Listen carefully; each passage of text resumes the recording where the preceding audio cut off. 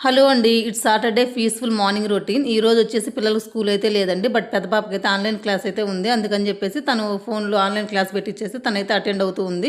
ఈలోపు నేను పూజ చేసుకుందామని చెప్పేసి ఫ్రెష్ అప్ అయిపోయి వచ్చేసానండి. ఈలోపు ఆంటీ కూడా వచ్చేసి ఇల్లంతా చిమ్మేసి మాప్ పెట్టేసి గుమ్మం ముందు ఇలా ముగ్గైతే వేసేసారండి. నేను ఫ్రెష్ అప్ అయిపోయి వచ్చేలోపు మా హస్బెండ్‌కి చెప్తే పూజకు సంబంధించినటువంటి పూలు ఇవన్నీ అయితే తీసుకొచ్చేసారు.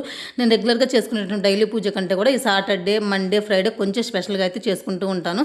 సో ఈరోజు వెంకటేశ్వర స్వామికి ఎంతో ఇష్టమైనటువంటి తులసి మాల అయితే ఎవ్రీ సాటర్డే నేను తెప్పించుకుంటానండి. అలాగే నైవేద్యం కోసం ఇంట్లో ఫ్రూట్స్ ఉంటే ఫ్రూట్స్, లేదంటే ఏముంటే అవైతే పెట్టేసుకొని ఇలా పూజ అయితే సింపుల్గా చేసేసుకుంటాను. సో ఇలా పూజ చేసుకోవడం కంప్లీట్ అయిపోయేలోపు నాకు 10:30 అయితే అయిపోయిందండి.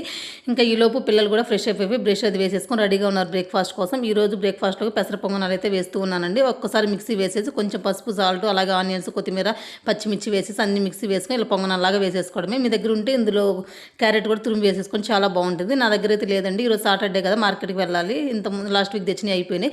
ఇలా పిల్లలకి, హస్బెండ్కి అందరూ బ్రేక్ఫాస్ట్ వేసి ఇచ్చేసిన తర్వాత ఇలా స్వామివారి నామాన్ని నేను ఓం నమో భగవతే వాసుదేవాయ నమః అని చెప్పేసి 101 సార్లు రాసుకున్న తర్వాత మాత్రమే బ్రేక్ఫాస్ట్ అయితే చేస్తాను. రాసుకోవడం కంప్లీట్ అయిపోయిన తర్వాత బ్రేక్ఫాస్ట్ అయితే చేస్తున్నాను.